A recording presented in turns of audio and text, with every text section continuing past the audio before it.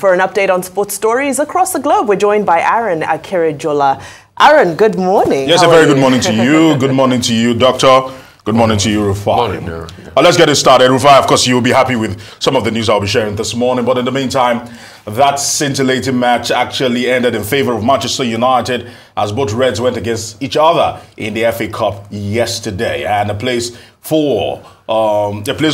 in the semi-finals up for grabs, and that man Ahmed, late in the dying embers of the game, doing a massive smash and grab to actually literally weaken and also dampen what will be a massive send-up for Jurgen Klopp. They were hoping to do a double. They were to do a quadruple, but right now, with the Carabao Cup in the bag, it's looking like they can only do a treble, if that can even be called a treble again, understanding that it's the Europa League and also probably the Premier League. Let's see how it actually goes. But in the meantime, Chelsea had to actually survive a massive scare, and one man, Noni Madueke, with a stunner of a goal to make it 4-2, saving the blushes of Pochettino as they went against Championship side Leicester City. And I must say, Raheem Sterling got a massive knock because he missed a penalty and fluffed some chances, but ultimately they were okay. So that's how it went. But in the Turkish Super League, something strange happened. Of course, we got some amateur footage of what happened. Trabzonspor against Fenerbahce.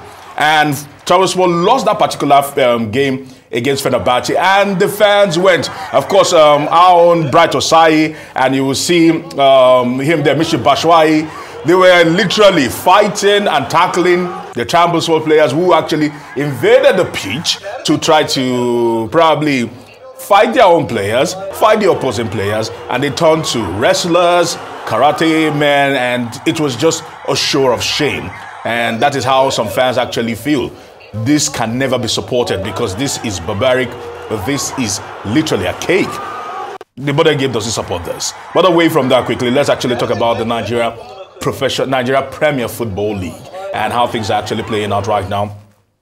With massive wins, of course, as it stands right now, one particular team's Lobby Stars still are looking imperious, but we must say that kudos to them as we're getting to the end of the season. But Bayelsa United actually were able to get a massive win at home against Kano Pillars, and not forgetting Gombe also picking up a massive draw. Sporting Lagos continuing their rich vein of form, beating Kwara United 2-0. 3SC also continuing beating Remo Stars 2-0. So when you look at the table right now, you actually find out that Lobby Stars are still topping, and they are hoping that they can actually clinch that particular title, followed by Rangers, Ayimba, Plateau United. And quickly in tennis, let's talk about the fact that Alcaraz once again showed his dominance. Carlos Alcaraz showed his dominance at the PNB Paribas India Wales Open, same as Iga Swiatek, as she also showed her dominance against Sakari yesterday to also win the PNB Paribas for the WTA. So at the moment,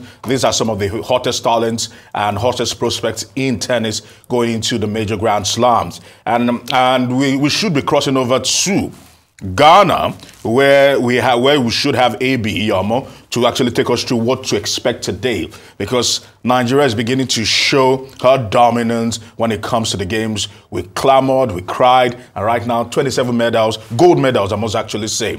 Okay, but in the meantime, if we do not have her, let's actually just talk about the fact that we saw some female athletes there. We saw some AB here. Okay, we have AB. Okay, she will do us the honors today. All right, AB, if you can hear me. What are we to expect today?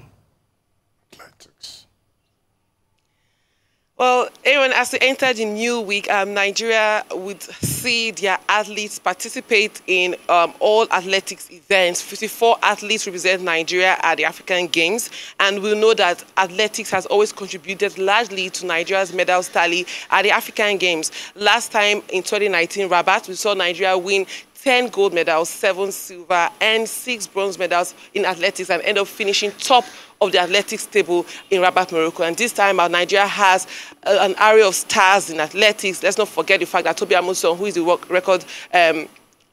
record holder, is going to be participating in the 100 meters and 100-meter women's hurdles, and the 4x100 meters as well. There's also Ese Brume, there's Favour Ofili, there's Enoch Adekoke, there's Chukwuebuka Enikechi of the shot put. So Nigeria has a lot in their hands.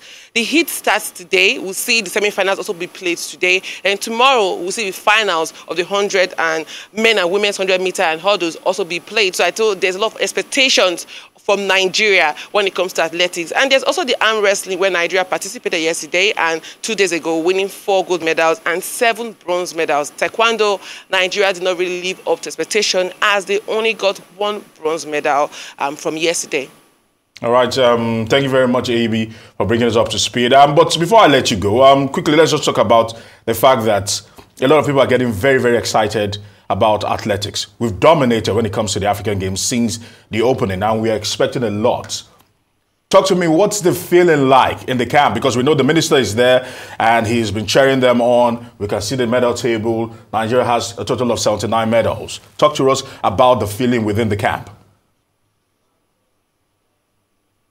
Well, I think the athletes, especially the ones who have come and gotten medals, are excited. We have a couple of athletes, events that have already departed Ghana, wrestling, weightlifting. Wrestling starts Olympic qualifiers today, so they are already in Egypt for the Olympic qualifiers. Well, in camp, I think the athletes are excited, they're boosted, and so many of them will still be awaiting their allowances, as we already heard that, according to the minister's media aide, who says that the CBN is waiting to send out their monies to them after they ask for their passport and other information concerning all these athletes. So I think that will also be one factor that the athletes will be waiting to see, because we know that when you work, you get your pay, you are a lot more excited. But aside that, the athletes are excited. They have a lot of support. We saw the Kwara State governor at the handball event yesterday to bring his own support to the handball team. We've seen a couple of Nigerian leaders come into the for the African Games to see and support the athletes. So all in all, I think the athletes are excited, and hopefully they approach athletics with the kind of excitement Nigeria hopes to see.